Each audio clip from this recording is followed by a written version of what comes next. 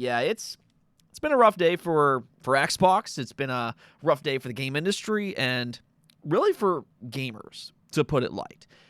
There's going to be a lot of different reactions to the news, a lot of emotions tied to this topic because when news like this drops, mass layoffs, big-time cancellations, and studio closures, there is a crushing blow, not only to the game industry, but to gaming fans as well. Unlike a lot of other hobbies, gamers tend to be very tapped in, very passionate. And when news like this drops, they suddenly feel betrayed. They feel lied to. They feel crushed. And all that excitement that they had built up for a specific game, it's gone. Just like that. I mean, I think most of us were at least bracing for it this time. We practically knew from last week that Xbox was going to go through some big changes. We talked about this. But I just kept hoping that it wouldn't be as bad as it was last year when they closed Arcane Austin and, surprisingly, Tango Gameworks. I mean, I understood Arcane Austin to a degree. I didn't necessarily agree with it. But Tango, they legitimately made a Game of the Year contender just the year prior. And yet Microsoft's response to that was, who cares? We're moving on. Now, I was pretty livid about that at the time. Thankfully, Krafton saved Tango with a buyout later on. But now today, official word on Xbox layoffs are starting to roll in, and I'm disappointed to say that it's actually even worse than it was last year. Unfortunately, the layoffs do include a high-profile studio closure and various game cancellations. Now, if you haven't already heard about this, I'll just go ahead and rip the Band-Aid off. Everwild and Perfect Dark were both canceled today, and yes, this does include the studio closure for the Initiative. And trust me, I feel your disappointment. For those that don't know, Rare was legitimately my favorite gaming studio growing up. One of my first gaming memories ever as a young kid is of playing Donkey Kong Country with my cousins. We were playing through one of the water levels, and I can just hear that melody to this day. Aquatic ambiance, one of the best soundtracks of all time. Go listen to it if you've never heard it. Just absolutely amazing. And then even after that, I played a ton more Rare games on the Nintendo 64 and on the Xbox 360. I mean, we're talking about some of my favorite games ever made. Banjo-Kazooie, Conker, Cameo, and yes, Perfect Dark. So I do have an attachment to their franchises. And that's why today's news is not only gut-wrenching for a lot of you, but also for me personally. I still remember when they first announced the Perfect Dark reboot. And when I heard that, I got out of my chair and I pumped my hands and I cheered because I was so excited about the return of Perfect Dark. Then, the last trailer that they showcased, just last year. I mean, outside of the character design, which looks nothing like the original model, I thought the gameplay itself looked very promising. This was actually my most anticipated Xbox game. I have shared its footage countless times on this channel. Now, to be completely fair here, it has been revealed today that that last trailer may have actually been faked. It wasn't actual gameplay as it was led to be, but instead, it was a vertical slice and was pre-rendered.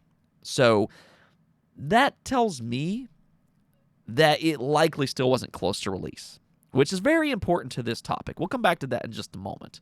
Now, Everwild, on the other hand, this is a brand new IP. It looked creative for what it was, but we never actually saw any gameplay for it. So I don't really have the same attachment to it that I do with Perfect Dark. I mean, I was optimistic about it because Greg Mells, which worked on Banjo-Kazooie in the past, he moved over to this project. That was a good sign. And we had been hearing that it might have some common ground with Viva Pinatas, a series that I very much like. But unfortunately, it seems like they never could make it into an enticing enough product outside of its art style. As disappointed as I am, though, the common denominator for both of these games, and this is what a lot of people don't or won't talk about today, it's their lengthy development cycles. Both of these games were in development for roughly 7 years, if not even longer than that, which is crazy. And that's a real problem that I've talked about at great length on this channel. The idea that you can develop a game for 5, 6, 7, 8 years, it's just not sustainable. And a lot of these modern AAA studios seemingly can't manage a reasonable development timeline, which in return skyrockets their budget. If you look back just a couple generations ago, we were seeing multiple games from a AAA studio in a single generation. Now, we're lucky to see one. And this is something that a lot of AAA companies are currently doing. And think about it this way. With each passing year that a game is in development, the internal expectations for that game goes up because time is money. The more extra time that a publisher gives you, the more your game then has to sell to become profitable. So now that Microsoft is looking at their gaming sector with a microscope, there is a reality that these cancellations possibly happened because both of these games were unable to meet a deadline multiple times, even when they were given ample extra time. My guess is that games like Fable and State of Decay 3, two other games that have been in development far longer than they probably should have been, are closer to release, which is why they're still intact today. So I do have my suspicion that Microsoft Gaming has a big involvement in these decisions, which is something that I'm going to come back to here in just a second. Now, that's not to say that Team Xbox doesn't hold blame in this matter. Xbox historically has had trouble shipping games really since the Xbox One era. So you do have to question their management and how they're handling these studios. Are they doing something wrong themselves? Because how does this type of stuff keep happening? I mean, how can you possibly greenlight something for 7 years, hype it up multiple times to your fans, and get absolutely nothing out of it but bad press? Honestly, I'd be very curious to see the state of both these games because one thing that stands out to me is that we've received various public statements that both of these games have been progressing nicely. Now, I'm not talking about statements that were made years ago. I'm talking about statements that were made in 2025. In fact, I'm going to go and play you a clip from just earlier this year regarding Everwild.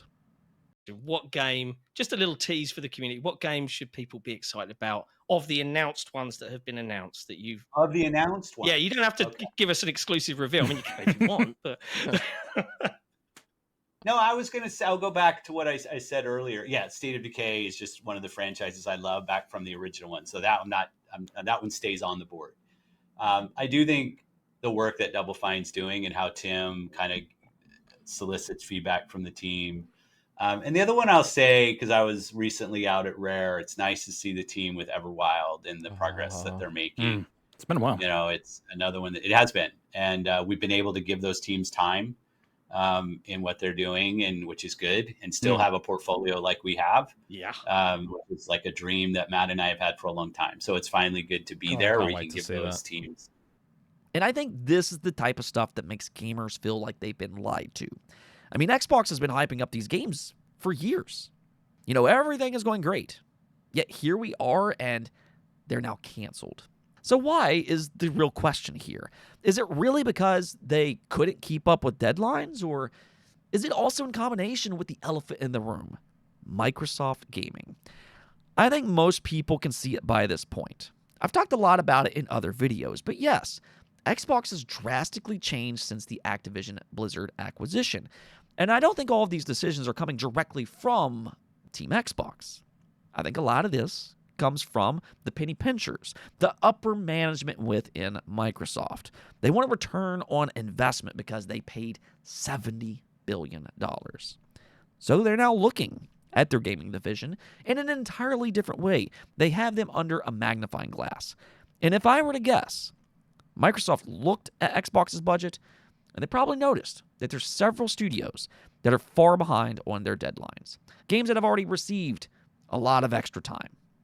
So they likely told Team Xbox that you can't keep doing this. Tough decisions have to be made with this year's cuts. You're going to have to choose. And I think that's, unfortunately, what's happening here. It's disappointing, in part because they keep telling everybody that Xbox is putting up all of these record-breaking numbers. You know, Xbox is doing fantastic. They even said that in today's memo to their employees. A lot of people are calling this tone deaf because, quite frankly, it is. Basically, they told them, you guys are doing great. Microsoft is making a lot of money because of you all. Thank you for your hard work, but goodbye. That's essentially what was said in a very PR manner. which is another reason that people are frustrated about this situation. Microsoft is making all of these cuts, all while they're making more money than ever before. They're raising the prices of their games, their consoles, their subscriptions. Where Xbox really frustrates me personally, though, is that they have all of these Rare franchises. Again, I'm a big fan of Rare, and they have done so little with them. That's where I become incredibly frustrated. As much as I can sit here and throw shade at Xbox, though, the truth is that the game industry as a whole is a mess.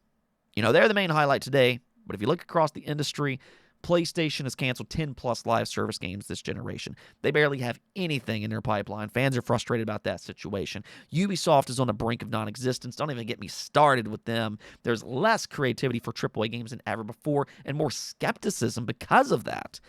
I mean, there really are a lot of issues within gaming right now, and today is yet another lowlight of that fact. It almost feels like the industry is kind of having to rediscover itself. Let me know what you think about these layoffs, though. Like I said, I think there's going to be a lot of emotions tied to this topic, just kind of tell me how you feel about them, and were you excited about either one of these games? Anyways, though, that's going to be this episode. Not exactly a fun topic, but I'll see you next time. Peace out.